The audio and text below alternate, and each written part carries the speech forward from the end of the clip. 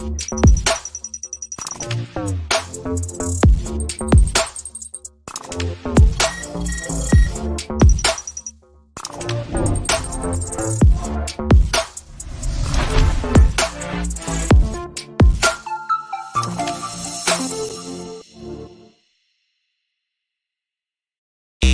the 915 to H-Town, from the Panhandle Plains to the Valley, and everywhere in between, this is the 50/50 Podcast, powered by the 50/50 Podcast Network.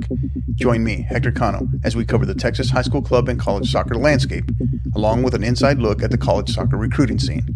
The 50/50 Podcast is a platform about the people and for the people who are dedicated to the beautiful game.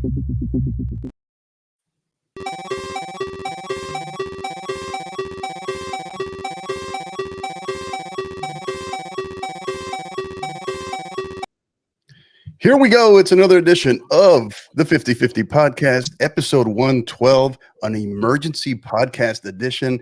Do not adjust your screens, your sets. Don't freak out there. That was just part of our emergency broadcast system for our emergency podcast here, our very first one. And I am joined by the man, the myth, the legend, Mr. Hollywood himself, Coach Rafa. How are you, buddy? Pretty good. How are you? Hey, man. You don't sound that excited, man. You don't sound. This is an emergency podcast, man. When I read it, I was like, well, it should be fun. We'll see. And then I just got back from Laredo too, so I had a little long trip. So yeah, good old Laredo. How's Laredo? Hot, as usual. Hot. Yeah, as usual, per usual. Yeah, we played last time I was there. Played a game in second week of January, I think it was, back on the private side, right? Played there second or third week of January. I think it was third week of January, actually. And it was, I think, 89 degrees. So, yeah, good stuff. How you been, man? How's everything? Good. Yeah, just working, getting these students to sign up for classes and orientation, and it's just busy. Today's my long day, so I have evening phone calls tonight. So I'll be talking to students. Hopefully, they answer their phones. Gotcha. I'm trying to get them. Trying to get them some money too. Actually, we're cutting the deal. Mm-hmm. So our school's offering us. So if you register for 4 classes, we'll give you the 5th one for free. Sweet, awesome. And I don't know if you want to mention. You want to mention that? You mentioned the school. Yeah. So yeah, if you're interested, like I said, any new or undergrad student.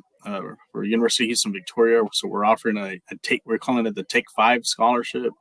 So if you register for 4 classes full time, you'll get the 5th one for free. And always, like I said, you'll get to save some money there. So we're offering that promo for the fall semester and hopefully maybe and beyond too. So, and we're still offering free tuition too with the JAG Promise and Healthcare Promise. The due date's on June 29th. So you still got some time, and we still got also time for the GAP scholarship too as well.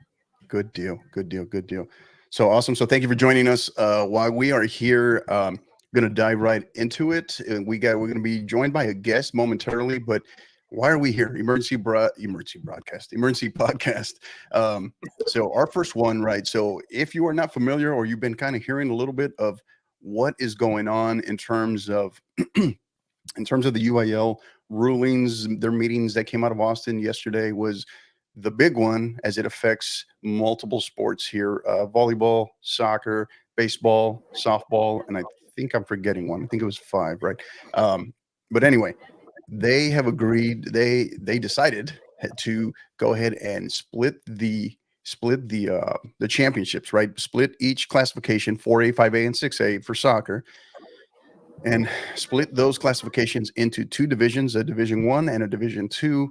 That will be determined after district certification when teams have qualified. So the top 4 teams, similar to what you see in 6A in football right now, teams are going to be divided into 2 divisions, Division 1 and Division 2, based off of enrollment, right? So this is what it looked like in terms of the proposal, what you're seeing on your screen here. This is verbatim. This is off of the UIL website, what you're seeing here. I might try to zoom out just a little bit, but essentially this is what I just told you in a nutshell. So, and enrollment is what drives it, starting with, and this will be for the going off of the 2024 to 2026 reclassification realignment cycle. Okay. So that is the big one. And then when we go further and we dive into, all right, what was actually passed? This was the big one, a proposal to split the divisions in postseason for volleyball, basketball, soccer. I think basketball might have been the one I forgot to mention.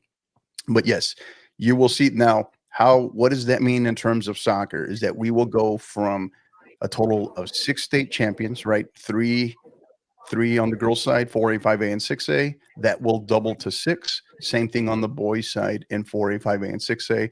So you will have 2 4A champions, a Division 1, Division 2 champion, 2 5A champions, Division 1, Division 2, 2 6A champions, Division 1, Division 2.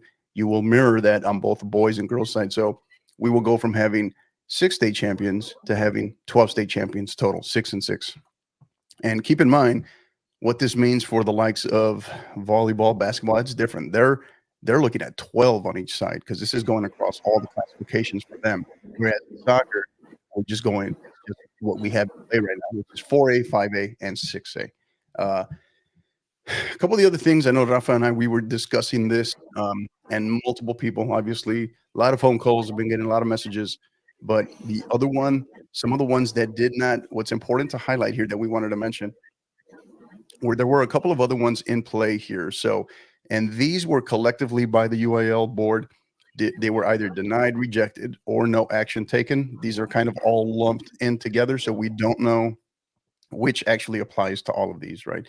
So a proposal to allow part-time employees to be head coach of a team sport that fell into the DRT, I guess we'll call it the DRT section, denied, rejected, took action. Another one we were talking about, a proposal to add 3A and below for soccer as an actual classification. That fell also into this category. And then the mercy rule, which has been gaining some ground with some people. You'll see that on here is letter H. A proposal to add a mercy rule also fell under denied, rejected, or took action. We just don't know which one was actually the case. Thoughts on this, Rafa? As far as the like the mercy rule, I know I've read comments from others about it and how their feelings towards it. You know, it could be it's good, it could be bad, and it's bad. You know, I know a couple sports have it. I know like the softball and baseball have it. You know, they have the 10-run rule and so forth. And I think 6-man football has that 45-point rule. After a certain time, maybe they're going to explore it a little bit more. I think this has more to do with the smaller teams. If you have your 3As and a couple 2As, they're not very established soccer programs yet. They're still kind of building, and they're getting, the scores are, we're getting lopsided. I can understand that, but also I think there's also feelings about, we're not allowing the playing time for the players. Let your bench players play too as well. So it's a mixed bag.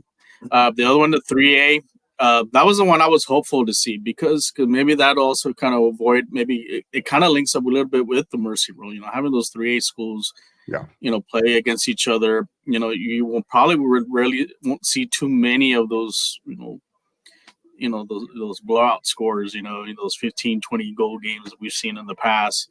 I think everything would be kind of fairly even. And I thought I was getting some momentum there because there are some teams that I think have been exploring. And then the other one, the last one is, the part-time coaching. That'd have been interesting there. I don't know. I'm sure I probably would have got a couple phone calls for that one. But overall, like I said, we don't know if this was denied or rejected or took no action. Maybe they're still looking into it. You can kind of keep your hopes up for the, some of these, particularly the 3A, soccer and the mercy rule. Maybe they're going to look into it more after this season. I think maybe in the split decision, having the split divisions, maybe there's a reason why they didn't. They want to see what happens out of this. Maybe they want to test it out for these 2 years. If they see maybe things don't improve or things like that, maybe this will get reintroduced again, the following realignment, and then maybe we do see a 3A, and then we do see a mercy rule. So Yeah. I think this is kind of give and take, kind of going hand in hand with what happened yesterday. Correct. And then the other big thing that came out of Austin yesterday as well. So the longtime UIL executive director, Dr. Charles Brydup, he announced that this upcoming year, the 2024-25 year, will be his last year. So why is this big news? Is he's been around, he's been involved for a long time. He's been in his current position for going on over 15 years now, or going into his 15th year, but has also been around associated with the UIL different capacities since early 90s. This was highlighted as well in more detail by Greg Tepper of make sure we give credit of Dave Campbell's Texas Football. But why do we highlight this particularly on a soccer podcast? This is to kind of let everybody know that, hey, there are a lot more changes coming, right? We just got, excuse me, new athletic director in the UIL about a year ago, right? Now we have another changing of the guard that's about to happen in terms of an executive director.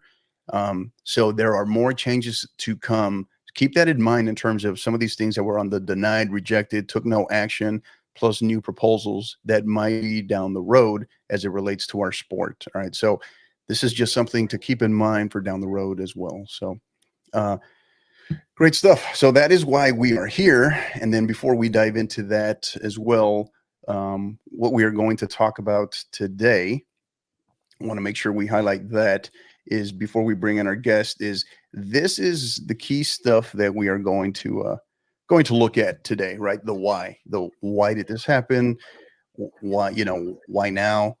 Some of it based off of the information that we know, but obviously a lot of it's still a bit unknown, right?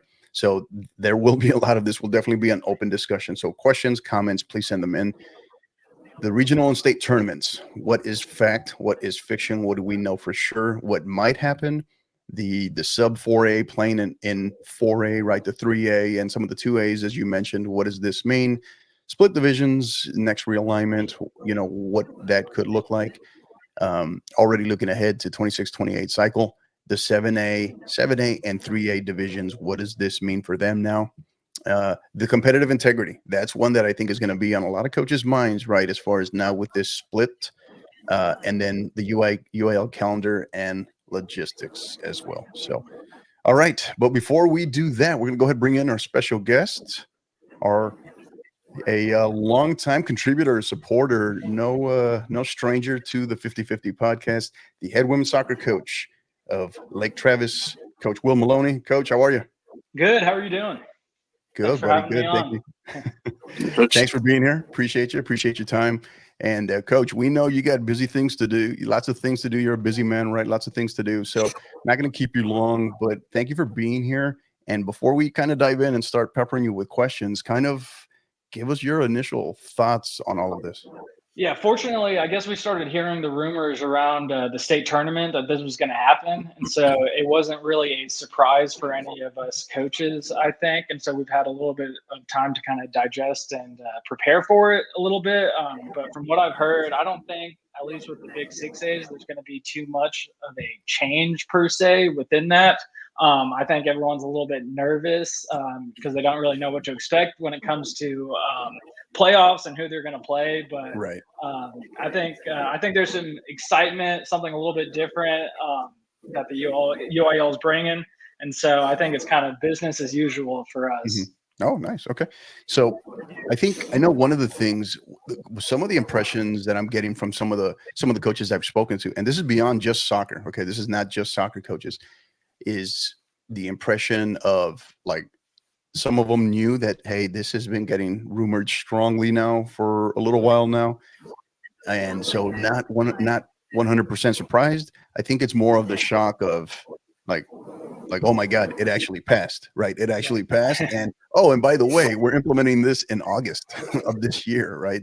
What are your thoughts on that? Yeah, I think it affects volleyball the most. I can't even imagine having to prepare now for a completely different set of playoffs here in about 2 months, and they're already about to start back up. For soccer, I think looking at the calendar, I think UIL maybe knew a little bit that this was going to potentially pass. And so I was talking to Coach Dollinger, the head Frisco coach, about it, and kind of looking at the UIL calendar. And I don't think looking at it that it's going to change too much from what it is right now, playoff wise. Gotcha. I think they've kind of spaced it out to within that, to where there shouldn't be just when is the week. Are we going to get kind of a week break between the area round and the regional final, or is it going to be? Are you going to play the state semis and the state finals in the same week? And the distance between that, I think, is something that we have a lot of questions about and how that's going to work logistically. Yeah, and I think that's one of the things, right? Is excuse me.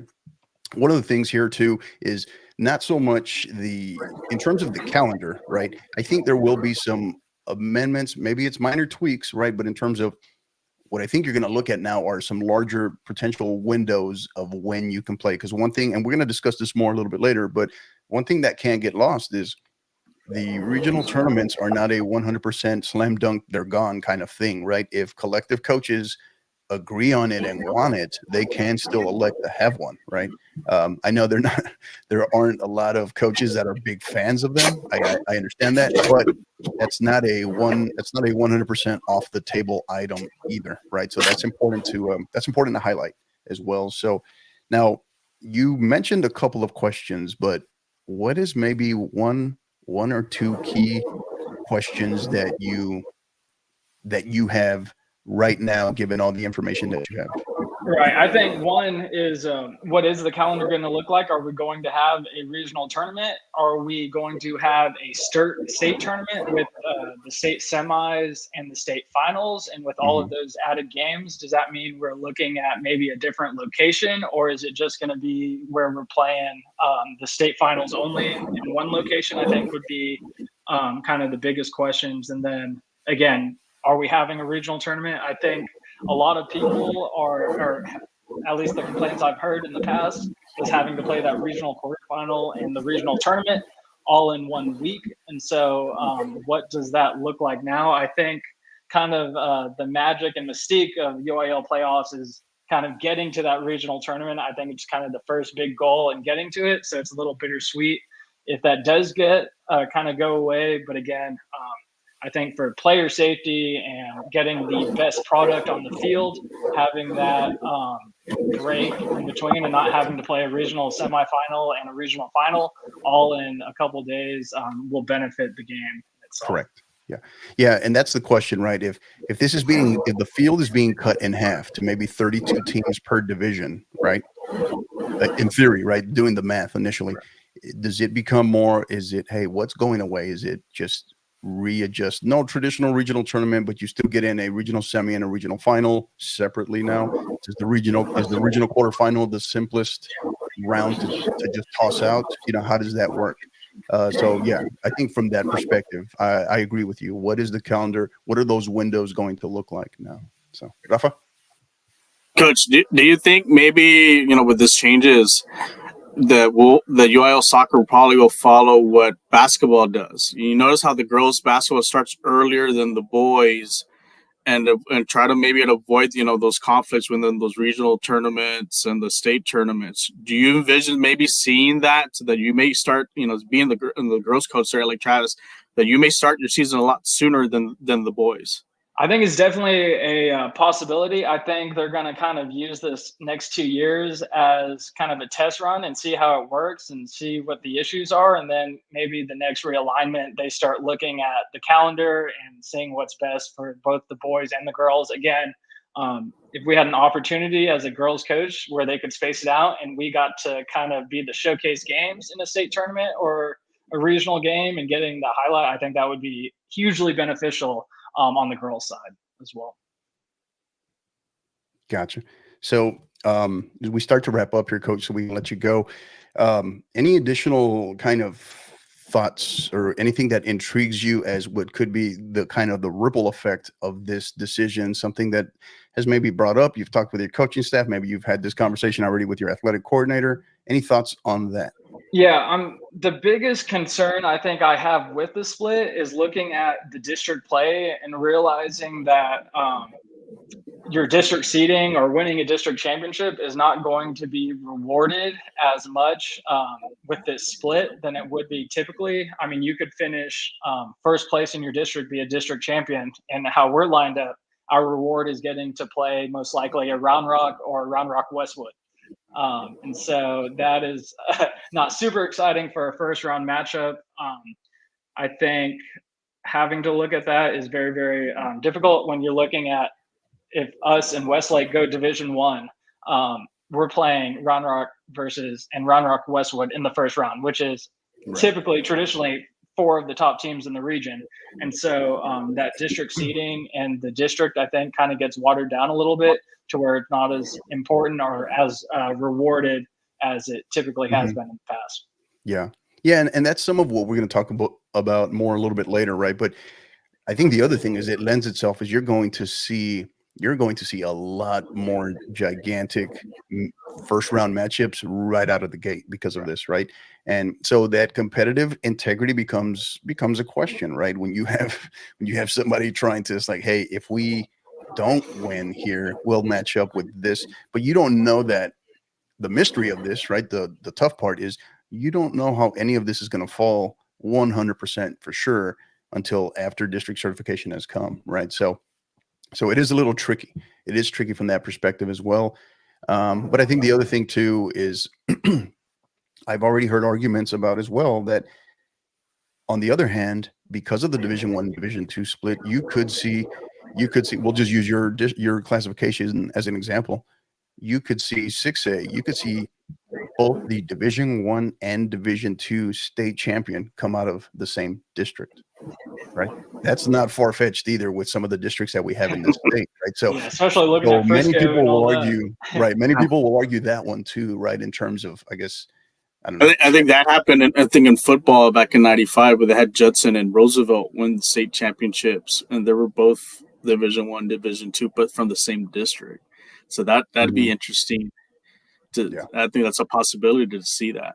Right, and then I mean, heck, I'm not saying it could happen, but again, a team maybe wants to play division, thinks they have a better chance in Division II, and they could kind of figure out a way to get in it. I think within soccer, Division I and Division II, especially in 6A, there's not going to be much of a talent gap whatsoever, and so I don't think you're going to get a huge advantage playing Division I or Division II, looking at the teams that can play in it. So I don't think that's going to be too much of an issue within soccer, but it definitely asks that question. Yeah. Yeah. And I think the other thing too is, and we'll discuss this more later as well, because you really can what if it all day, right? You can what if it all day. I mean, for that same reason on, other side of that token, I've heard from people that argue the competitive integrity of teams and coaches doing that right now in our existing format, right? It's like, hey, if we finish third instead of second, we'll get the easier route if we, right, that kind of thing. So that's happening in some regards. We all know that is happening on some level right now in our existing format. So let's not act like all of a sudden it's going to now start to happen given this format, right? Because it is, I'm not saying it's happening everywhere, but we've heard the stories. So that's the other piece too, right? So, and I think when you start doing that and you stop as coaches, right, we're trying to get our squads to focus on the objective, the task at hand, what's in front of us, the goals. And when you start doing that, I think you're also playing with fire, right? Because the more you start trying to finagle a plan to do this, there's going to be a monkey wrench thrown in there somewhere. And next thing you know, it's like things aren't going in your favor versus if you just stay the course and focus on what's in front of you. I think that's part of my personal take. So, right. Rafa? Exactly. I mean, yeah, sorry, Rafa. No, you're good. You're good. Will, go ahead. No, I was saying we're going to play the best teams no matter what eventually in the playoffs. So you just kind of control what you can control, and then kind of get after it and give your best chance to get back to Georgetown as quickly as possible. Yeah. Yeah. And this is just in here from Vista Ridge. Forgot about that this year. Well, that was just this year, right? This year? Yep. It was this year. Forgot about that. It was this year. Yeah. Coach, I was going to ask Coach, so with this changes, how does that affect you as far as your scheduling, your non-district schedule, knowing that you're going to face some of those teams, possibly like you mentioned about Round Rock and Round Rock Westwood. Does that change things a little bit for you as far as preparation? Yeah, we schedule Westwood every year, so we're going to go ahead and play them. We played our first three our first 3 rounds of playoffs. We had already played every single team in a scrimmage or in a non-district game. I thought it was a huge advantage, and so we are hosting a tournament now with Dripping Springs this next year, and we got a couple San Antonio teams that we could potentially match up with in the second round, and so it kind of changes that, and so you say, hey, maybe we'll actually schedule you in our tournament and give us our best chance, because again, with us being a large school, knowing that we're going to go Division One, we have a fairly good idea of who we're going to play the first 2 or 3 rounds of playoffs, and so I think it definitely affects us non-district wise and who we're going to play and match up with to give ourselves the best chance come April. Last question I have for you, Coach, because I know you already did this. Is this past year, if you would have applied the big school, the small school, the Division I, Division II numbers based off of your district's top 4 from this past season, who would have gone Division I, who would have gone Division II? Did you look at that already? Yeah, so us in Westlake would have gone D1. And then Anderson and Johnson would have gone D2. And so, I know Coach Horvath would have loved having this split this past year. She was talking about it. Right. Hey, so I mean, look at that. I mean, if had that play out a year earlier, you would have been going up against the uneventual state finalist, right? So exactly, yeah. And so, which we already did in the third round, but now you're talking about that third round. You're already a regional semifinalist and a game away from the regional finalist versus the regional quarterfinals. And so, again, I think eliminating a round is something to be kind of excited about, as long as you can get past that first one. Yeah.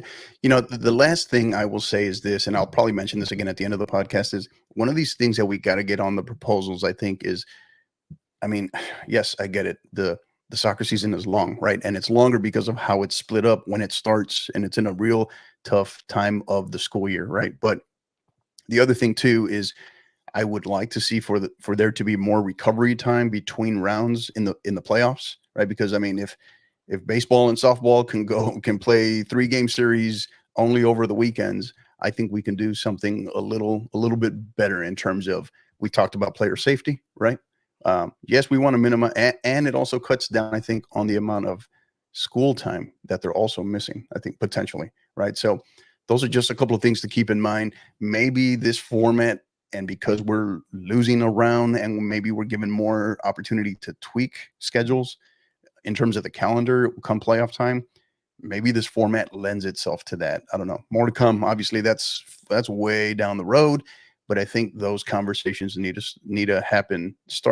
begin now, I guess, as a result of this decision. So, all right, Coach, we're going to go ahead and wrap up with you. We're going to let you go. Thank you for your time. But before we do, as is customary, we always like to leave the floor for our guests. So any thoughts, any of the additional things you want to share? The floor is yours, Coach.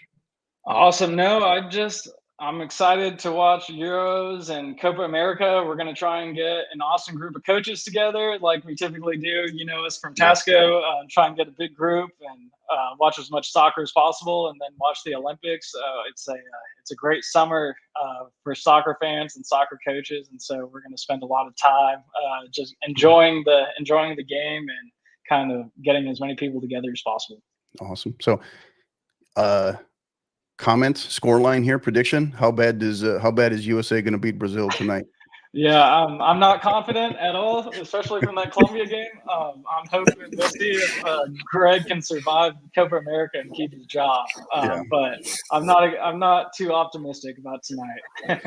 I know of a lot of USMNT fans that wouldn't mind seeing another thrashing if it means that a certain coaching staff member might be released, right? So pretty crazy stuff for sure. But yeah, 1-18 all time versus Brazil in international competitions. 1-18. So, crazy stuff. We'll see. But awesome. All right, Coach. Thank you again. Really appreciate you joining us. Thank you for everything. We'll be in touch and wish you, your coaching staff, everybody over there, give Coach Bammel our best as well, and wish you the best in the upcoming season.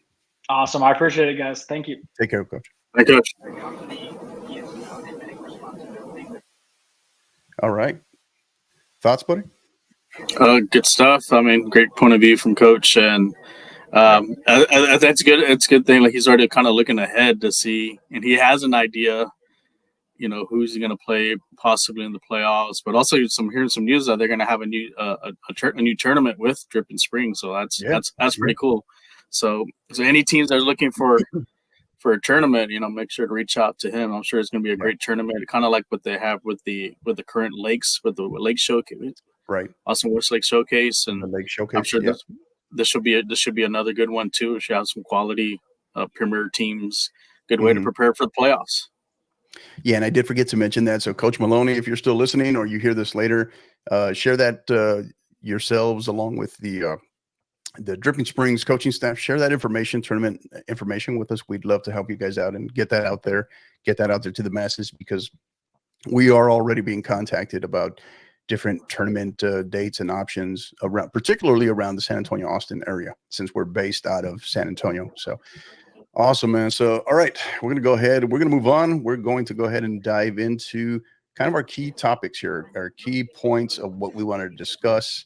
So the why, right? We'll look at these again. We talked about them in our overview, but the why we're here, why this decision was made.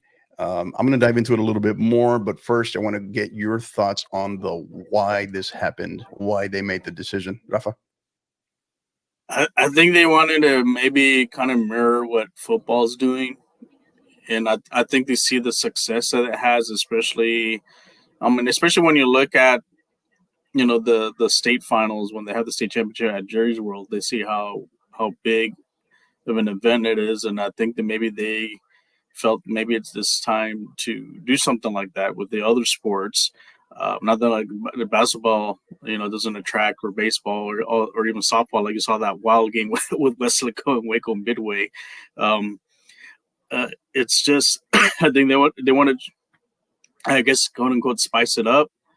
My thing is for this is, are we having too many state champions? Now we're for soccer, since we have 3 divisions. The UIL will argue no, right? That's kind of a key thing that I'm going to hit on, right? But they would argue no. That's kind of a key reason behind this. But yeah, sorry, go ahead. Yeah, I mean, it's like basically here, like with Copa America. So let's say have a Copa America Division 1 and Division 2, or we're gonna have 2 Copa American champions. I mean, or UEFA, we'll get the small that's kind of what they do with that Nations League. But to me, I think, even UEFA has 3 competitions just within Europe. Yeah. So yeah. I mean, so it kind of waters it down a little bit, and I think, for me, if I was maybe executive director, I have the Division 1, Division 2 champ play for the following week to determine one. There'll be you'll have your still be you'll have your D1, D2 title, but we'll have one state champ. We'll have one Super Copa Super state champion, right? That would be pretty cool, right? Is it going to happen? We're trying to figure out the existing rounds, and you're trying to add another round, right? If you're going to get rid of the original quarterfinal, hey, let's add a Super Copa round. I love to see that. I think that'd be fun. I think that'd be a fun event, because it can really market that, and then we'll see who's the best of the best. Mm-hmm. Yeah, and that's another idea. Are they going to go for it? I doubt it. Because the other thing is the equity piece here has to be factored in, right? Because for years, and Rafa, you as my witness, for years and years and years, we've heard the question, right, of, hey, how come football gets to have 2 state champions and nobody else does, right? We understand football plays out differently in terms of the scheduling, but we've heard that a lot, right? It's like, how come they have a Division 1, Division 2? A lot of people have always had thrown that option out there for soccer in particular. And now here we are. The big thing is this. My personal take on it is, rather than trying to fight it and, hey, I hate it, I like it, and rightfully so, everybody's going to feel differently about it. You're more than entitled to your personal opinion on this. But I think the big thing is understanding that it's a reality. It's here. It's voted upon. It's going to happen. It will be around with us for the next 2 years for sure. Now, can it get better? Will there be lessons learned? Anytime something new is introduced, there are going to be hiccups. There are going to be some growing pains. There will be some errors. There will be some issues. And that's some of the stuff that we're going to highlight today. So the why, right? The why, I think, so conversations that I had with a couple of really, really good sources and conversations that they had with key principals in play, key people in play, was that one of the quotes that kind of came to mind was, we want to put as many trophies in as many kids' hands, as many student athletes' hands as possible, right? So when I first heard that one, which was right before the state tournament, I personally had a feeling, it's like, okay, this is a reality, that this is not just a conversation, like this is actually being really closely looked at and discussed, right? But then the big one was that it's like, oh, by the way, if this is approved, that, hey, this is probably going to get voted on, and if it is approved, it's going to go in play effective this year, 2024, 2025, which I think was the eye opener for a lot of people, right? So from that perspective, my personal take on it, do I feel it's a little rushed? Yes, but I don't know. Maybe they just wanted to start clean with a full 2-year realignment cycle, rather than introducing it 1 year later in the middle, 1 year into a cycle. And I don't know. I feel part of me, the other reason why this was approved is because this kind of shuts the door and seals the fate on our other bullet point here, is on 7A, right? I don't think they felt comfortable in terms of the numbers of schools that they had in 7A. I think that was a big driving factor behind this, and this, ongoing conversations that I'm having with really good sources is 2028 probably. All right. Might be the earliest you potentially see 7A. It's now further down the road, because there's still a large disparity in terms of the enrollment when you start looking at 7A, and right now there simply aren't enough schools that would fall in that category. The disparity would be huge to try to make a 7A. And by default, as you saw, it was either denied, rejected, or no action taken, the 3A division, right? So we knew that if this happened, 7A was, that door was going to be shut, and therefore 3A. They wouldn't be introducing a new lower level division if they cannot go up to 7A as well, right? So that's the other one here. Those were the two, I think, key principles in play. The other thing that I found interesting was that they mentioned that it was discussed, it was noted, if you go back into the notes there, the minutes from the meeting, was they cited that there would be no major fiscal factors, no major fiscal issues. They didn't see any major fiscal issues that would keep them from implementing this decision. So thoughts on that, Rafa? Yeah, regarding the 7A and 3A divisions, I think, you mentioned about the teams. I think the most effective place would probably be out of West Texas, especially for 7A. Maybe I think if you're going to go to a 7A, we're going to have to have maybe a 16 team districts within 7A, and the distance for some of these teams, you can imagine maybe a team like El Paso Franklin going all the way to Midland, Odessa for a district game or something, or one of those Odessa Midland teams going to the Metroplex. I think that's maybe why they kind of took a step back on that. They're wanting to see, but the thing is, you can also even that out. If you look at the numbers too, there is a big gap within 5A, from the bottom to the top, and also with 4A too. I think that's something they may need to explore, looking into numbers, and maybe the 7A 3 could work. And the 3A schools, there are, like I said, most of them are, especially on the West Texas side, it's a distance as far as playing district games, and maybe that's why they're kind of waiting to see if this is later on the road they can look into it. But I guess the best way out of this, not having those, is having the Division 1, Division 2 split. So I guess that's probably the compromise for now. So, right. But I think UIL really needs to kind of look as far as, the big problem is 4A and 5A, the numbers, because there is a big, like I said, between there's a big gap. I think they need to fix that, and maybe they can allocate some of those top 5A, the bigger 5A schools into like the 6As, and then you can really have your 7As. I think I mentioned in the past, maybe, any school above 3,000 or 3,200 should be in considered 7A. And then from like maybe 23 to 20, to 3,000 will be your 6A.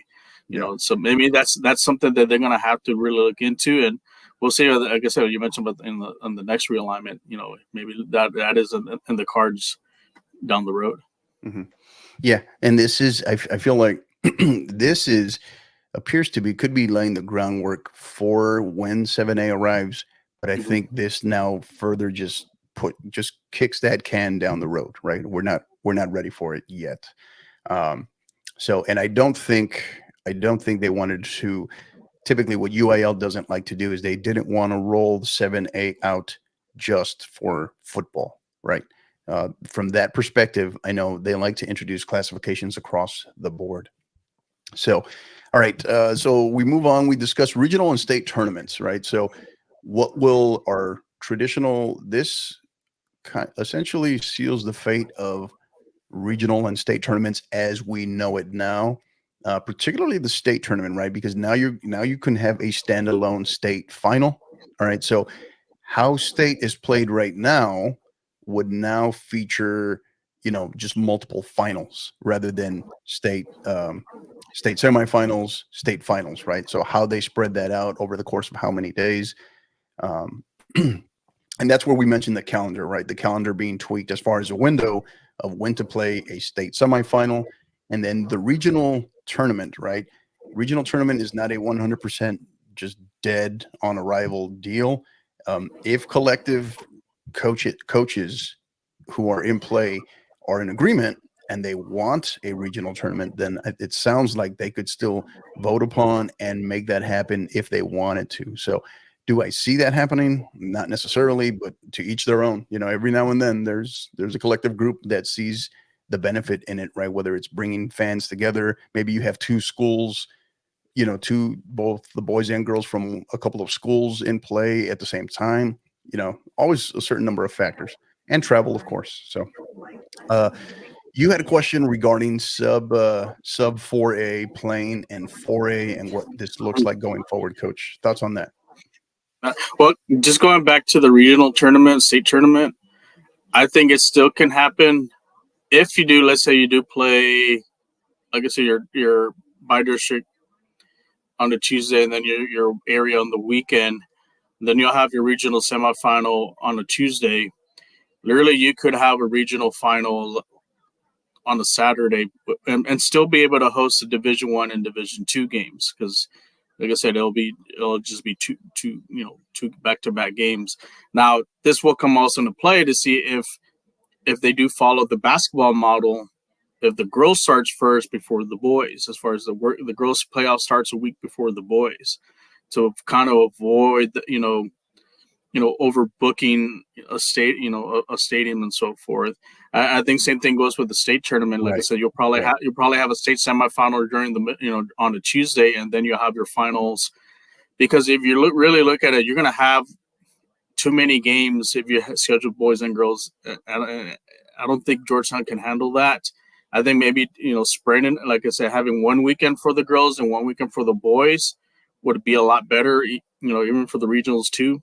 But that also, like I said, for the state tournament, like Coach mentioned before, it's going to be able to showcase, because we've talked about this in the past. We haven't seen any girls games, played like kind of like the primetime slot. It's always been the boys. So, this may be a good opportunity for the girls to kind of have their own, spotlight on this. Basketball does it. I'm sure that I think they can be done for here for soccer. Now with the sub going to here with the sub 4A playing in 4A.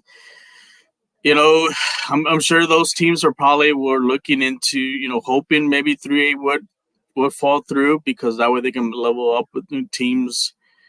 They can play teams, at their level or close to their level. And I think honestly, you're still, not having that mercy rule. Like I said, you're still going to see a lot of those games with a lot of goal scoring. And I don't think the UIL really kind of fixed that, but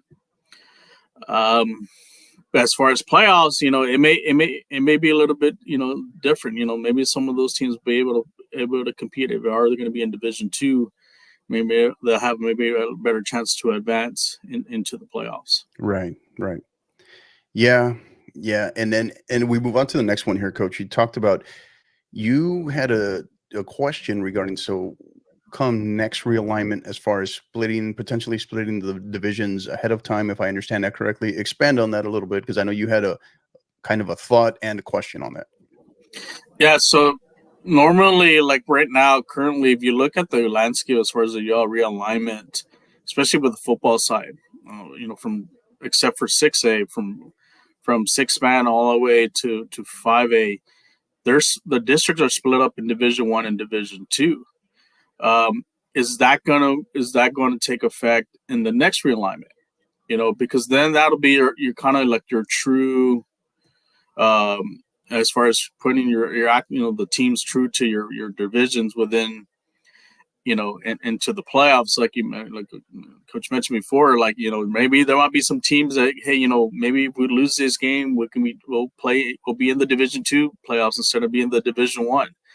Well, that kind of kills that, and then it keeps the teams even, as far as enrollment base, staying together, because, your smallest school, and one district could be your, that barely maybe has 2,500 students, as your Division I, maybe playing a team that has, 4,000 or 5,000 students, and I think that's where I think maybe in a couple of years, I think they're probably going to look at, that's probably going to be the next step. Probably for all sports, is they're going to split the divisions so that it actually merge to they're playing teams that are actual, within their student enrollment. So, and then also I forgot to mention also that I'll say that as far as with the charter schools, we forgot to mention about that, as far as that's still being looked at too. Yeah, no, go ahead. Hit on that. Go ahead.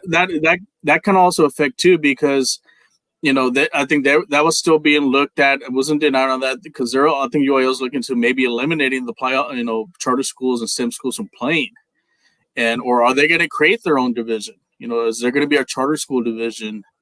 And I think the biggest, I know me and Harry discussed this, about, especially down in the valley, they have a lot of idea schools. When we do bracketology, we have all those idea schools down there trying to figure out the records. But those are all popping up, and I wonder if the UIL is kind of realizing, do we eliminate them, or do we give them their own division? Because, charter schools are affecting school enrollments, and, I'm sure they're especially there in Brownsville ISD, if you notice, there's really they only have 2 6A schools. And in the past, they used to have 4 or 5, and I think those charter schools are really kind of affecting that. Are they maybe taking some of that talent away to put them in the charter schools too? That's also been up to debate too. And so we could see, like I said, as far as split decisions, maybe they do create a new division as far as charter schools and STEM schools only. And maybe that'll attract other teams, like other schools, like other charter schools, like Harmony. You're starting to see the Harmonies, the Jubilees, and the KIPS. Maybe they'll start joining, maybe they'll start joining the UIL. Yeah. I mean, it's just, that's a whole other conversation. Obviously, it's a whole other can of worms, and more to come. But I'm glad you mentioned that, because that is one of the key things why in the beginning, right before we brought on Coach Maloney, I mentioned, the existing UIL executive director, Dr. Charles Brightup, right? This being his last year, there will be, this time next year, there will be a new executive director in place, meaning new philosophies, new strategies, new theories. So new things will be implemented along the way. So we're going to see, so this is kind of laying the ground for lots of changes that are coming in the next, I would say, 2 to 3 reclassification cycles, right? So keep that in the back of your mind. Are they going to get it right? Especially with such a quick turnaround on this? No. Is it going to be 100% right? No, absolutely not. And very rarely is. I mean, you can make the argument that it wasn't 100% right in our existing format, right? But different schools of thought, I get that. But the reality of it is that, you can only play what's in front of you in terms of your schedule, right? In terms of the playoffs, right? So will it, I for the life of me, I don't understand. Me personally, it's like you take care of business, whatever you're in, whatever you're designated as and whatever you're classified under, you take care of business, you're awarded a title, you're a state champion, you're a state champion, right? Period. Right. That's how it works. Now how you feel about that, or if you have any personal issues, right? I would find it, I would be hard pressed to try to go up to a team that took care of business and got everything done that was in front of them, that was asked, every objective, is awarded a title, given a trophy, and I would be hard pressed. I would not be going up to that group and telling them, "Oh, hey, coach, by the way, your squad is not a state champion," or because you're a Division II state champion, it's discredited, right? It's not the real one. Only the Division I. That is not that's not the right message we want to be sending our squads, our student athletes either, right? So I think as coaches, I think we have to, rightfully so, whether we like it or not, whether we agree with it or not, it's understanding it first. And then in the end, just going out and competing, setting up your programs to succeed as best as you can, and just take care of business with whoever's in front of you in terms of district play and in terms of the state playoffs. That's all you can do, right? That's all you can do. So, all right. 7A and 3A, we've alluded to this already. Excuse me. So this existing decision seals the fate, shuts the door on both of those for, I just don't know what the foreseeable future is. Is it just one more cycle? Is it two more cycles? Everything I keep hearing is now 2 to 3 cycles away, probably, until more schools grow and can ascend into that 7A organically, and you don't have this huge gap. And it becomes it's a numbers game. That's all it is. It's a numbers game. And keep in mind that UIL will be going off of the enrollment numbers each year come October. The October reporting period, that's the one they're going off of, right? So because your numbers could be totally different come playoff time in March or April, but that's not when they take enrollment numbers to determine if you're going to be Division I or Division II. They're going off of the enrollment reporting period in October of this year. Yeah, I was going to say, as far as when you mentioned about the 7A, if that is created, basically your 3A soccer will end up becoming your 4A. So everybody's going to move up. Correct. So correct. That is still a possibility, even though it won't be labeled as 3A.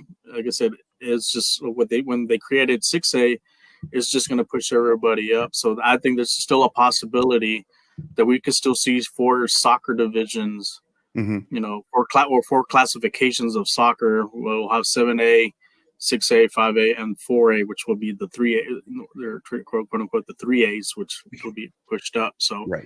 I think that Coach, I'm sorry, go ahead, Coach. Go ahead. No, I was going to say that I can see that happening, if the 7A is created. So like I said, I won't be surprised we end up now. Then it'll go back. It kind of opens back to, do we stick to the D1, D2 format, or do we just go back to what we had these last few years?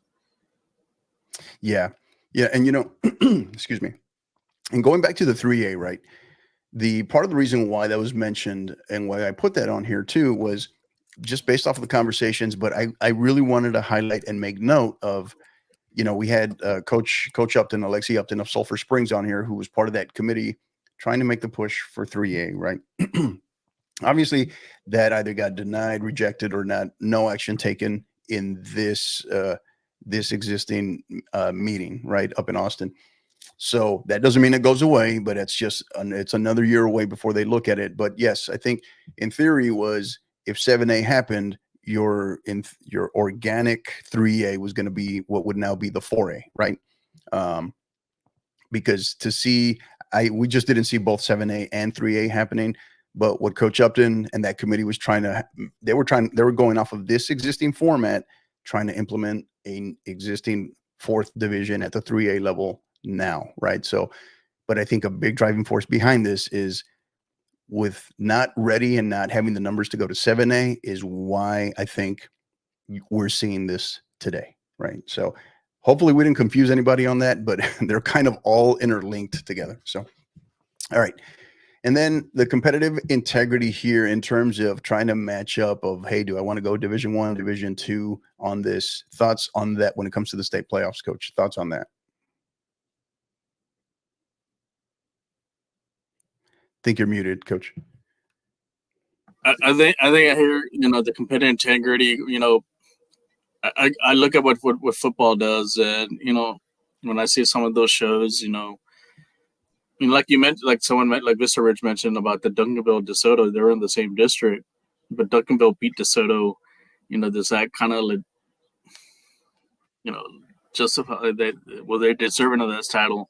Mm-hmm. I think now also competitive wise, hopefully this is a solution to make things a little bit more even.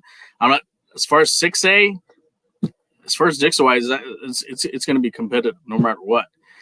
I think the more there is really 4A. That's where I think this was they were looking at is how can we make 4A balanced and competitive and not see a big unbalance of of scores or even look at the teams that have been winning the state title. It's your usual suspects. You have your Salinas, you got your Palestine, St. Helens, Bernie.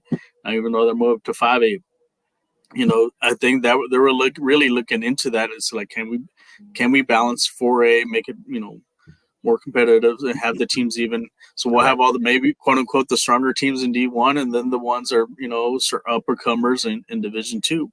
But like I said, that's going to come down to, like I said, what is your enrollment come October? You may have one of those top teams slip into that Division 2 and pretty much take care, run the gauntlet and take care of business with these. So, but it also going into your scheduling. You're gonna have to figure out. Okay, now you have kind of a blueprint. So, okay, you may have to see what teams you may see, come March, and this is gonna take maybe affect how you schedule games or what tournaments you need to play. Right. So at least you're come prepared, and that's something we've discussed. On this show as far as your scheduling, and are you playing the teams that get you prepared for the playoffs? And like Coach mentioned in the past, he's got Westwood and he's got a couple of the Round Rock teams. That's what you're looking forward to. Mm-hmm. So keeping up your competitive integrities, like I said, it's also going to be based on what you do for your non-district schedule and who you play in, and also in your tournaments and so forth, and also your district. Right. Yeah.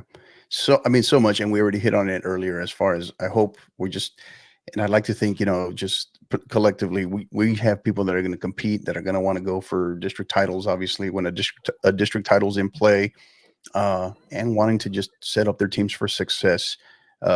It's just a slippery slope when you're trying to say, hey, if we do this, we can end up here, and then this will give us the easier route. And this is sports, right? It's not scripted, right? Every time you think you've got it 100% figured out, there's something gets thrown at you, right? So it can be a little dangerous. So I hope from that perspective, it's like I said, that we're just competing with honor, competing with integrity from that perspective, as well. And we move on to our last key topic here, Coach. And this has kind of been mentioned and sprinkled in throughout already, but the UIL calendar, the logistics piece, and we'll circle back to the why.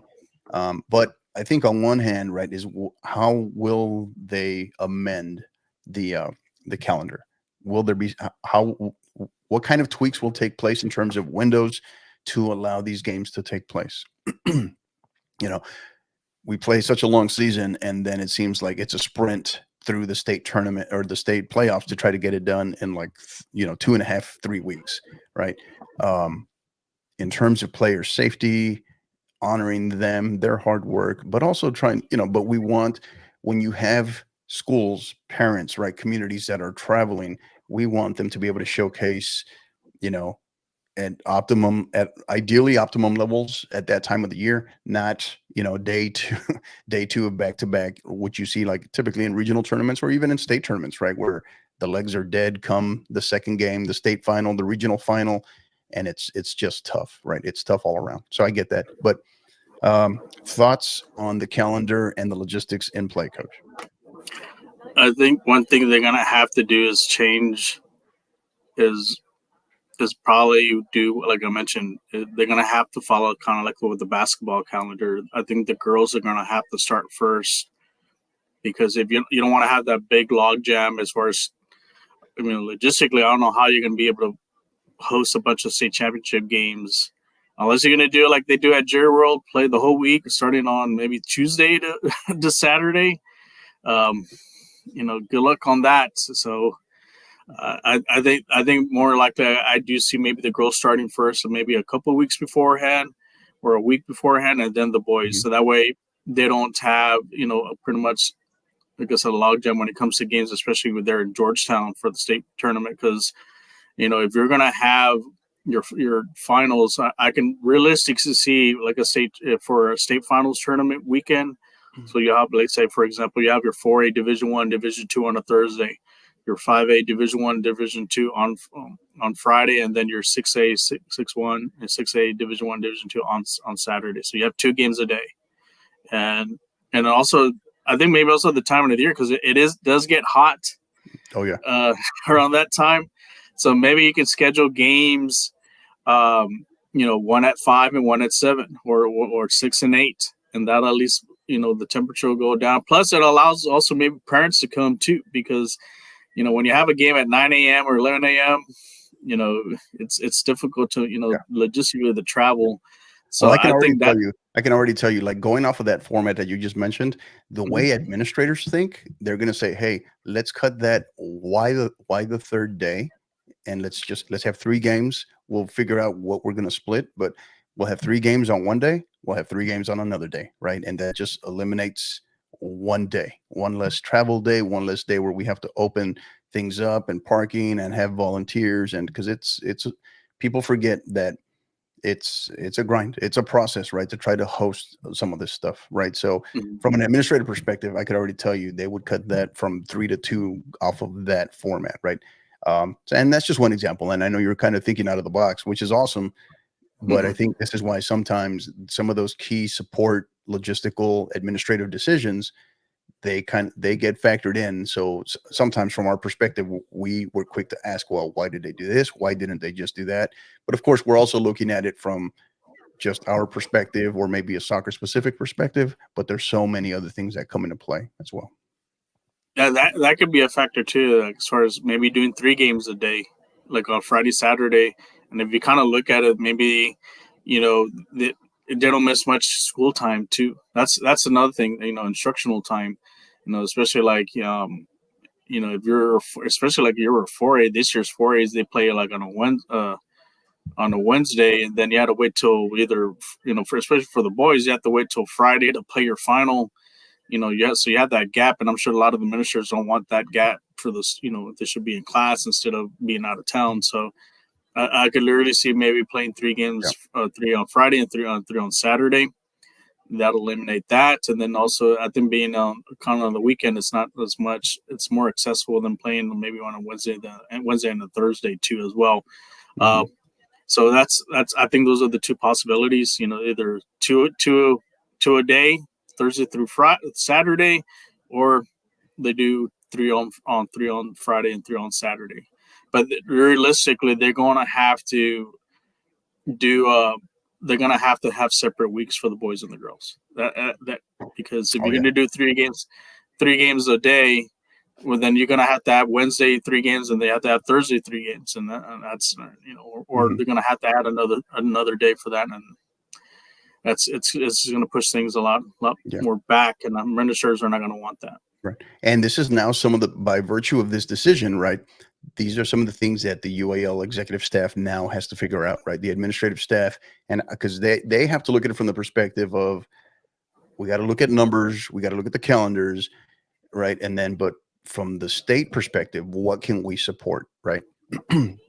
So more to come on that as well. So, all right. So in terms of the UIL calendar and the logistics, so much in play, and I would imagine that the calendar has to be amended on some. I mean, if you look at it, I think it's been the 2024-2025 calendar has been getting adjusted and amended since probably March. I think the last amended date was, I think, May 9th, I believe, if I'm not mistaken. So there's going to be a lot more changes, I think, coming to that over the course of this summer as well. And there might be some more news released out of this at coaching school. Coaching school up here in San Antonio, THSEA convention in July. And then, of course, this will be a heavy topic come November at the TASCO convention as well. So, all right, that is going to do it in terms of our key topics. We'll wrap up with our final thoughts, but before we do, don't go anywhere. Have a quick word here from our proud partners. We're thrilled to tell you about our world-class partners, AR Shots, your go-to destination for exceptional photography experiences in San Antonio and across all of Texas. As a seasoned professional and published photographer, Alonso Ramirez specializes in capturing the essence of your most memorable moments. From dynamic team media days and live-action game days to heartwarming family gatherings and elegant senior portraits, he makes every shot count. What sets him apart? His unwavering commitment to deliver the best customer service in the Lone Star State.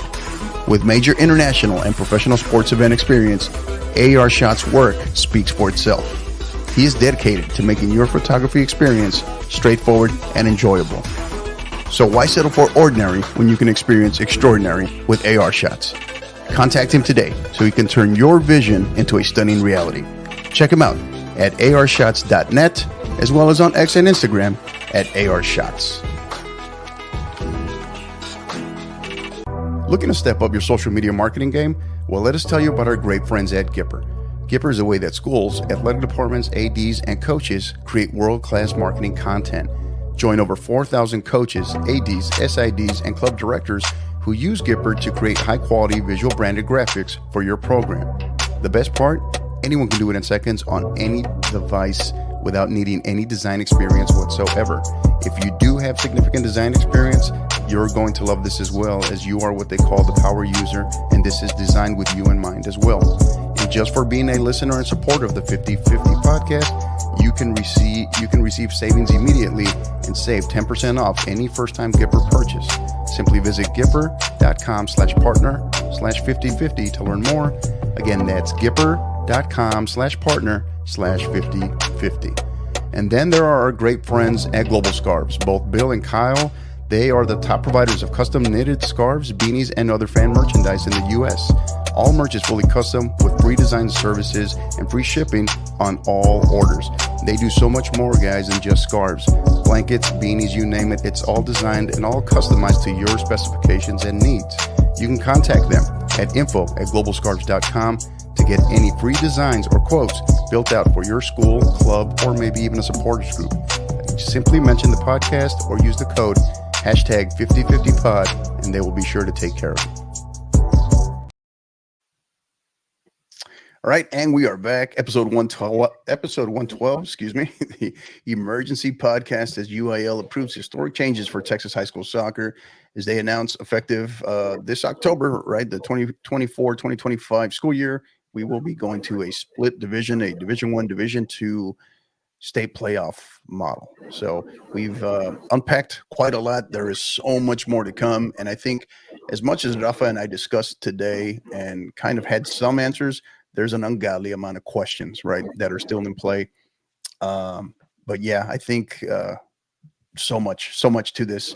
This is going to be an ongoing topic. And I think what this year will definitely look different, obviously. How different, we shall see. But that's going to do it as we start to wrap up here, Coach. But final thoughts, things that anything else you want to mention, whether it's related to this or anything else on your mind, the floor is yours, Coach. Yeah, I'm just, like I said, interested to see how this turns out, you know, how it affects a lot of these teams coming up this season as far as preparation, and we'll see how if it is a success, you know, and then we move on, you know, does it lead on to splitting of the divisions as far as the actual district? So looking forward to that. And then, like I said, we're only a few months away. And also just a little plug in there, we'll be with the roundtable and the fan cast, we'll be doing some shows pretty soon. I think we're going to do a little preview for Copa America and for the Euros, so keep an eye on that. So we're pretty much on the social media pages on X, YouTube, Facebook. So be on the lookout for that, and just looking forward for some great soccer this summer. So they'll have watching 2-3 games a day, so it should be fun coming up, especially having my vacation time coming up. Yeah, starts Friday. Mhm. So it's going to be pretty awesome. So yeah, thanks for that, Coach. And yes, big plug. Make sure you go check them out. The the San Antonio Soccer Roundtable, as well as the SAFC Fancast. Right, I always mess that up. Doing great stuff. Along with some of the guys, obviously Harry Austin, big contributor to the podcast. As well as was Royce, Matt, Right. Jonathan Check, Jonathan, right? JC, Robert. yeah, and then Robert as well. So I know lately it seems like it's been a revolving door of who you guys have on there, right? So, so good stuff. Go check them out for sure. Yeah, I mean, pretty crazy. You know, it took me a second. I kept trying to look at your background there. I was like, what is different? You don't have the El Gato Blanco back there anymore, man. I just saw. What a show off, you got to show yourself off. What a show off. Look at that. I got immortalized on the flag, and actually I'm more immortalized at Toyota Stadium. Yeah, so that's me right there. Yeah. I even have stickers too. If you are watching this, so if you're not watching this and hearing this later, Rafa is moving because he has a gigantic flag of himself right behind him, right? With and Matt this right Robert. here. This right here is why oh yeah, Matt and Robert. Is Robert in there? Robert's in there? Yeah, Robert right here. Oh, okay. Yeah, but he's got the mask on, right? Doesn't he have the mask on? Yeah. So, and this is why we called Rafa Hollywood right here. Case in point right here. So, so awesome stuff, man. Awesome. You retired El Gato Blanco or what? What'd you do with him, man? Well, I moved him. I have a new one I'm going to put up. The new I'm gonna have the immortalized. It's gonna be in black and white. The new Real Madrid one, the new kind of the updated with the cigar with Ancelotti with the cigar with the guys. There you go. Kind of that's gonna be up there pretty soon, and just to celebrate that the 15th championship. I know Harry loves that a la Madrid. I'm sure I'm sure get him a championship. Yeah, give him a championship shirt and get him an Mbappe shirt too. I'm sure you get one of those flags for Harry too, so he can put it up in his background. So yeah, great stuff. I'm sure he'll love that.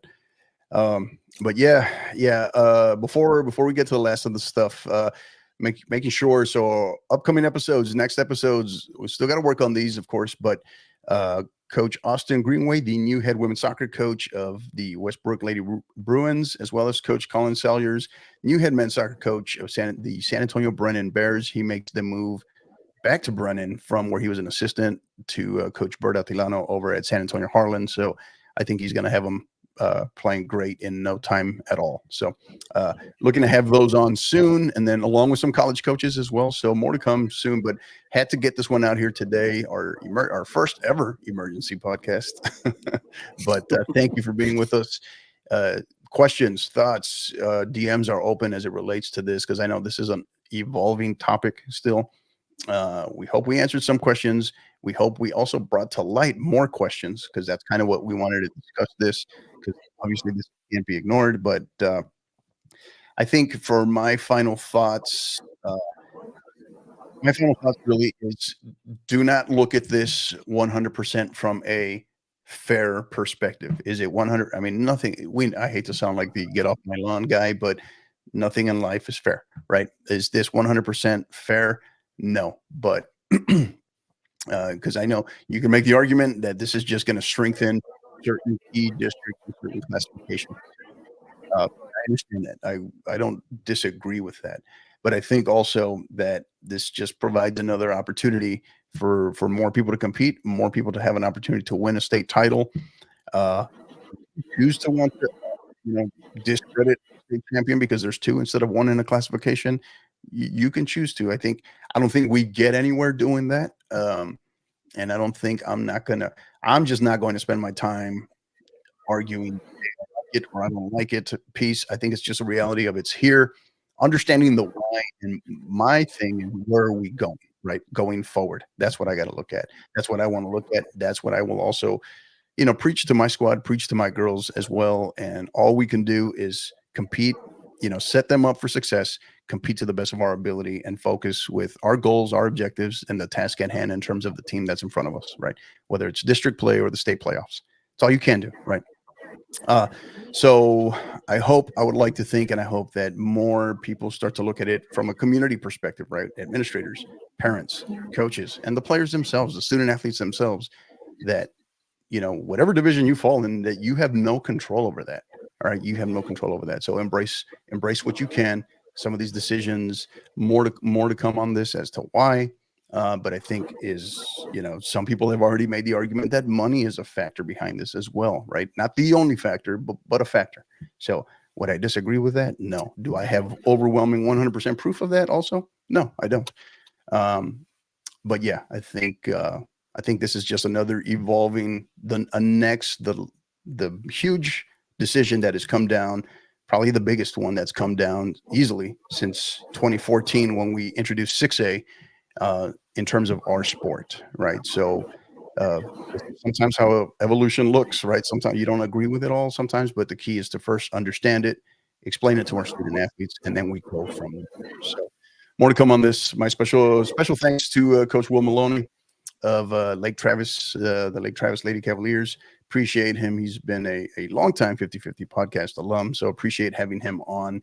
He's always great. He's lots of fun too, man. So special shout out to Coach Maloney, bringing the juice as he always does, as I told him earlier, right? So, so thank you to him, and then our people involved as well, right? So Vista Ridge, Lady Rangers Soccer joining on here, Ken Murphy, all right, our CH Pirates Soccer as well. Thank you for your comments. Really appreciate you guys. And then again, we already mentioned our next episode, but where can you find the podcast? The audio format, right? The audio version, wherever you get all your major podcast platforms. And you can also find us on Twitter as well as on Twitch at 50_50 pod, on Instagram Live at 50_50 podcast, as well as on YouTube at the 50_50 podcast. Continue to help us grow those YouTube subscribers. That's kind of been one of the ones that kind of yo-yos up and down a lot more, but go on there, subscribe, hit the bell, sign up for the notifications, and you'll get the live notification. You'll get the notification of when we go live. So that is going to do it, guys.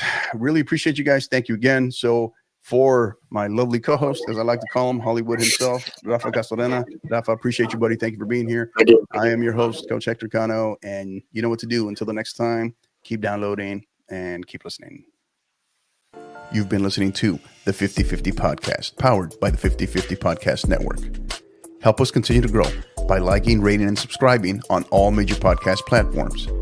And don't forget to follow us on X at 50_50 pod, on Instagram at 50_50 podcast, as well as on YouTube at the 50_50 podcast.